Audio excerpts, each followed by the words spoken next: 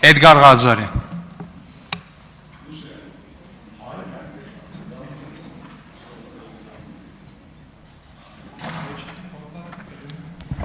Ազգային ժողովի ուժեղ Հայաստան եւ Հայաստան խմբակցությունների հարգելի պատգամավորներ, ազգային ժողովի աշխատանքներին հետևող քաղաքացիներ։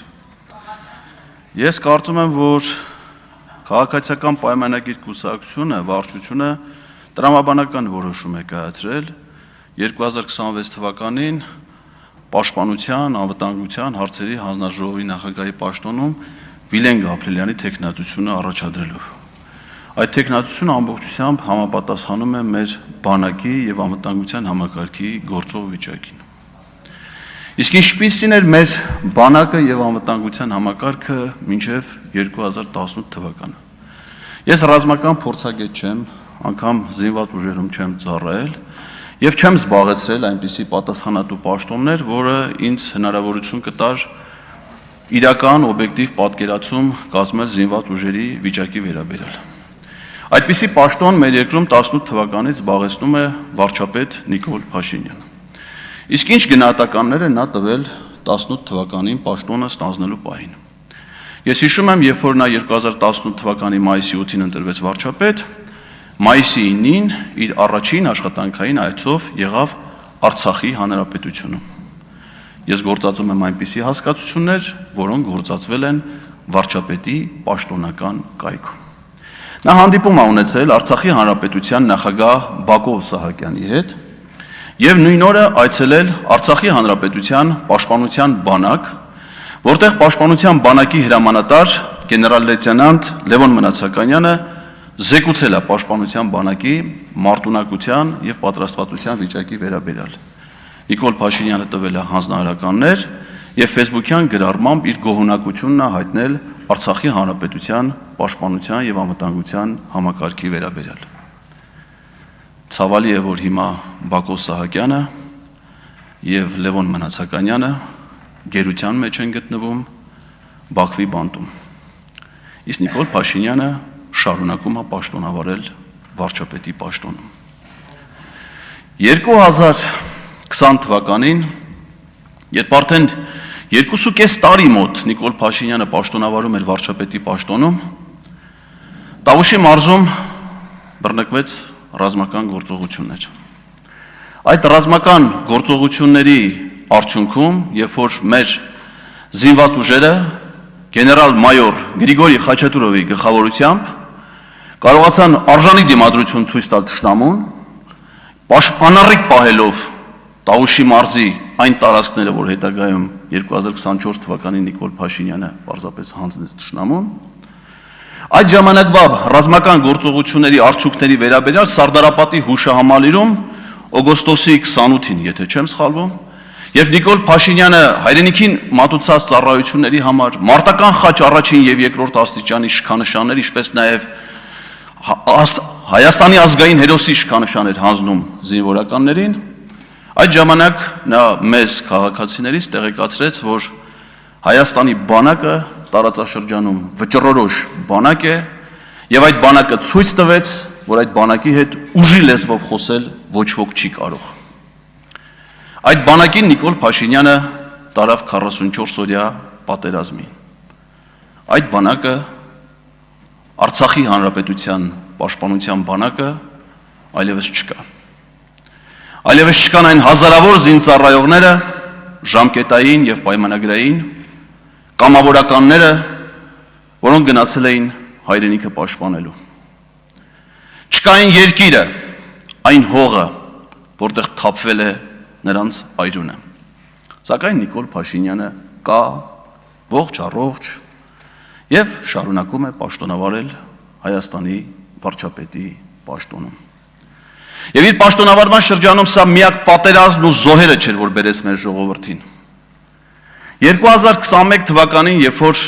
քաղաքացիական պայմանագիր կուսակցությունը դուրս եկեր քարոզարշավի ապագա կա ապագա կարգախոսով, այնտեղ չէր խոստացվում, որ մեր ժողովրդին սպասվում է պատերազմական ապագա։ Չխոստացվեց, բայց 2022 թվականին այդ պատերազմը հասավ Հայաստանի սահմաններին, ընդհուպ մինչև իմ սիրելի եւ հայրենի տուրիստական քաղաք հանդիսացող ջերմուկ, որը դարձավ մարտական գործողությունների թատերաբեմ։ Հարյուրավոր զոհեր, որոնց անուններն անգամ մենք չգիտենք, որոնց զոհողության օրը հիշատակի օր, սգո օր մեր երկրում անգամ չի հայտարարվել։ Այդ պատերազմից հետո Ադրբեջանը պահանջեց Նիկոլ Փաշինյանից, որպեսզի Ադրբեջանին փոխանցվեն Արցախի պաշտպանության բանակի վերահսկողության տակ եղած տարածքների ականապատ դաշտերի քարտեզները։ Ինչի համար? Որովհետև քանի դեռ Ադրբեջանը չուներ այդ քարտեզները, չէր կարող իրականացնել քաղաքացիական ականազերծում եւ օգտագործել այն տարածքները։ Այսինքն, եթե չփոխանցվեին այդ քարտեզները, կարող էինք ասել, որ այդ տարածքներն էլ փոխանցված չեն, որովհետև Ադրբեջանը միևնույն է դա չէր կարող օգտագործել։ Մենք շատ էինք լսում տեղեկություններ, թե ոնց են ադրբեջանցի զինվորականներ, քաղաքացիական անձիկ պայթում այդ տարածքներում տեղադրված ականների վրա։ Նիկոլ Փաշինյանը Ադրբեջանին պարբերաբար փոխանցել է եւ ինքը խոստովանել դրա մասին ականապատ դաշտերի մի քանի տասնյակ քարտեզներ, որոնցում ներառված են մի քանի տասնյակ հազար հակատանկային եւ հակահետևակային ականներ, որոնք այդ տարածքում տեղադրել էին հայ սակրավորները։ Եվ այստեղ է գալիս այն հարցը, թե ինչի էր Իլհամ Ալիևը 2024 թվականին Տաուշից տարածքներ պահանջելու ժամանակ պահանջում Նիկոլ Փաշինյանից եւ Հայաստանի իշխանություններից, որ մեր սակրավորները ականազերծեն այդ տարածքները, նոր հանձնեն Ադրբեջանին, որպեսզի ադրբեջանցիների կողմից ականազերծման աշխատանքներ իրականացնելուց ադրբեջանցի սակրավորներ չզոհվեն եւ վիրավորում չստանան։ Իսկ Նիկոլ Փաշինյանը կատարեց այդ պահանջը, հայ սակրավորներին մտցնելով այն դաշտերը, որտեղ որ մեր սակրավորները ականապատել էին տարածքները թշնամու ճանապարհը մեր երկիր փակելու համար։ Նիկոլ Փաշինյանը որ դուք նրանց մահը ցանկանում էր հայ սակրավորի մահը, նրանց վիրավորումը եւ դրա համար մեր սակրավորիներ մցրել ականապատ դաշտեր ադրբեջանցիների կյանքը փրկելու համար։ Սա դեռ իմ խոսքը չէ սակրավորների թեմայով։ Ես դրան ավելի մանրամասն կանդրադառնամ, երբ որ դուք վերջնականապես քանվեք այդ թեմայի ձեր շահարկումներից։ Իսկ պատերազմների, 3 մեծ պատերազմ, բազմաթիվ մարտական գործողություններ, հազարավոր զոհերով, ինչ ա եղել դրա վերաբերյալ։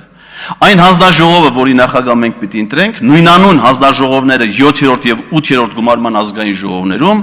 ստեղծել են քննիչ հանձնաժողովներ ապրիլյան քարորյա պատերազմի եւ 44-օրյա հանգամանքի պատերազմի հանգամանքներն ուսումնասիրելու նպատակով։ Սիրելի հայրենակիցներ, կա ձեզնից մեկը,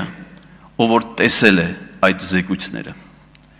Այդ զեկույցները ոչ քարորյա պատերազմի, ոչ 44-օրյա պատերազմի, ոչ ոք չի տեսել։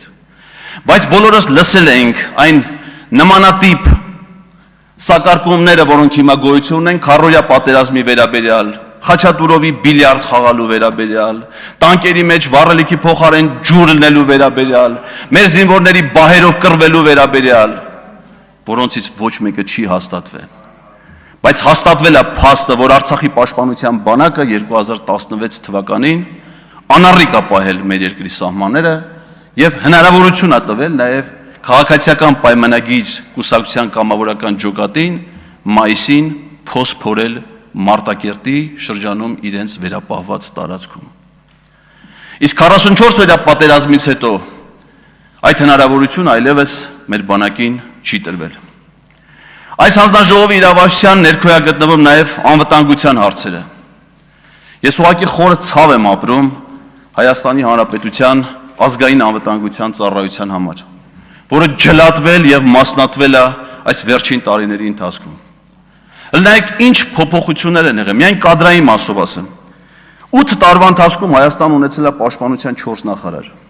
զինված ուժերի գլխավոր շտաբի 6 ղեկավար։ 6 ամիս է եղել, որ մենք ընդհանրապես գլխավոր շտաբի պետ չենք ունեցել։ Նայեք, ազգային անվտանգության ծառայության քանի տնօրեն ենք ունեցել մենք այն 8 տարիների ընթացքում, երբ որ նրանից առաջ Գորիկ Հակոբյանը պաշտոնավարում էր 12 տարի։ Ես պատահական չեմ ասում սա համակարգ է, որը գործում է իր պահպանողականության սկզբունքով։ Հələ մի հատ պատկերացրեք որևէ խանութի, ասենք 88 խանութի գործունեությունը, երբ որ 8 տարվա ընթացքում նա ունենա 8 տնօրեն։ Այդպես են վերաբերվում այս մարդիկ մեր երկրին ու պետությանը։ Դրա համար են մեր երկիրը դարձրել խոցելի եւ թշնամու համար ուղղակի թիրախ։